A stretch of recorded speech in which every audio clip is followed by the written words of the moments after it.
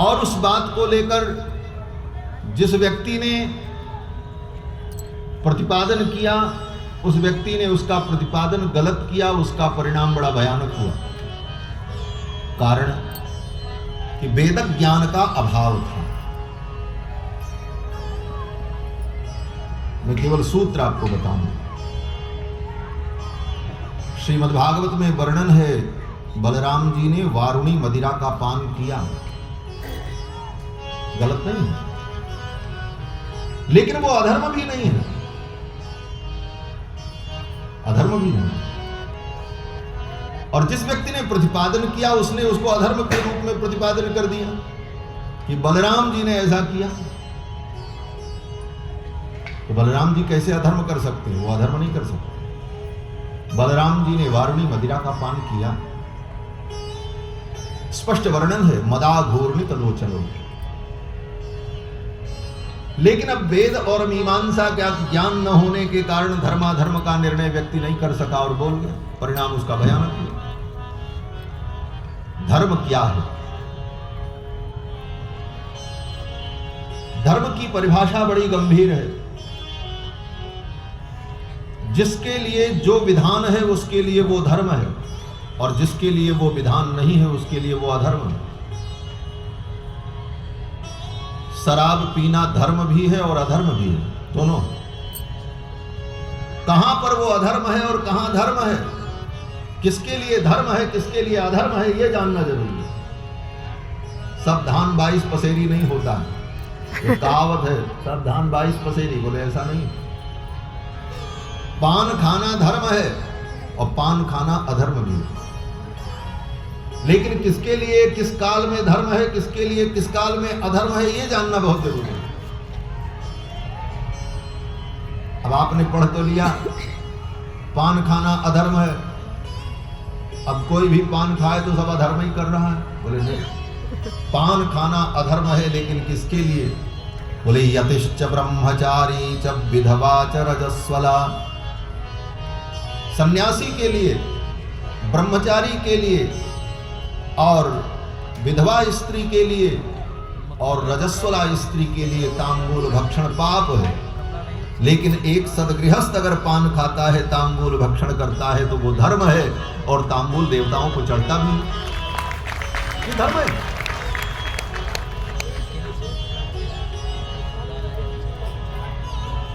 शास्त्र धर्माधर्म का निर्णय करता है। उसी प्रकार सुरापान करना अधर्म है, लेकिन श्रौतामणि नाम का जब यज्ञ होगा तो श्रौतामण्याम सुराम पिबेत, ये वेद कहता है। वेद कहता है श्रौतामण्याम सुराम पिबेत। श्रौतामणि नाम के यज्ञ में सुरा बनाई जाती है, और वह सुरा देवताओं को चमस पात्र में रख करके, ग्रह पात्र में रख करके देवताओं को आहुति देने के बाद जजमान ऋत्विज इत्यादि जो होते हैं उसका प्रसाद ग्रहण करते हैं। वहां वो धर्म है, उसे जो पी ले वो पवित्र हो जाता है। ये शास्त्र है। शास्त्र को पढ़ने की आवश्यकता है। कहां पर क्या धर्म है, कहां पर क्या अधर्म है, सब एक समान नहीं होता, और शराब भी एक नहीं होती। अब प्रसंग आ गया है तो इसको स्पष्ट ही कर देते। शराब के कई भेद हैं। पैष्टी, गौड़ी, माध्वी, बारुणी, कादंबरी, ये सब सुरा के भेद हैं। पैष्टी माने जो पिसे हुए अन्न से बनती है, जैसे आटे से बनाई जाती है, पैष्टी, उसको पैष्टी कहते हैं। सबसे निम्न कोटि की सुरा होती है पैष्टी। और पैष्टी के बाद गौड़ी, गौड़ी माने जो गुड़ से बनती है। और तीसरी बोले माध्वी, जो फलों के रस से बनती है।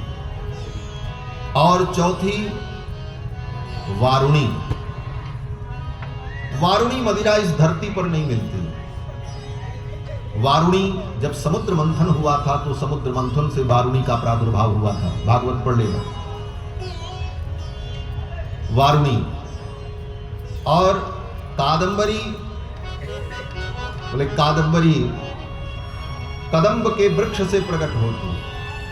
कदम्ब का वृक्ष जब अत्यंत प्राचीन हो जाता है तो कदम्ब वृक्ष की डालियों से रस टपकने लगता है सुगंधित, और उसमें मादकता होती है। उस रस को संग्रहित करके पान जो करता है वो कादम्बरी कहलाती है। अब इन सब में कौन सी मदिरा कहां ग्राह्य है कहां अग्राह्य है, इन सब का विवेचन मीमांसा में, शास्त्र में, स्मृतियों में भरा पड़ा। ब्राह्मण के लिए सब प्रकार की मदिरा का निषेध है। ब्राह्मण किसी भी प्रकार की मदिरा नहीं पी सकता। ब्राह्मण अगर कोई मदिरा पान कर ले तो वो ब्राह्मण पतित हो जाता। लेकिन क्षत्रिय के लिए, बोले क्षत्रिय के लिए यज्ञावशिष्ट मदिरा, यज्ञ में बची हुई मदिरा, और वारुणी, ये क्षत्रियों के लिए पेय है। अगर क्षत्रिय पीता है तो उसे पाप नहीं लगेगा, लेकिन ब्राह्मण पी लेगा तो नरकगामी हो जाएगा। श्री बलराम जी महाराज क्षत्रिय हैं, यदुवंश के क्षत्रिय हैं, राजा हैं, और राजा का ये धर्म है, इसलिए वरुण जी महाराज ने उसका बलराम जी ने उसका पान किया। तो बलराम जी के लिए तो वो धर्म है, लेकिन एक ब्राह्मण के लिए वो अधर्म है, उनके लिए धर्म है। अब उसमें भी जो पैष्टी है आटा से बनने वाली, अगर छत्री भी आटा से बनने वाली मदिरा को पी ले तो उसको भी प्रायश्चित करना पड़ेगा। उसके लिए वो विहित नहीं है, उसके लिए केवल वारुणी विहित है। पैष्टी और माध्वी वैश्य के लिए विहित है, माध्वी और गौड़ी वैश्य के लिए विहित है, लेकिन पैष्टी अगर वैश्य पी ले तो वैश्य को भी प्रायश्चित करना पड़ेगा। लेकिन चतुर्थ वर्ण जो शूद्र है, बोले उसके लिए चारों प्रकार की मदिरा ग्राह्य है, वो कोई भी मदिरा पिए उसको कोई पाप नहीं लगेगा, ये शास्त्र कहता है।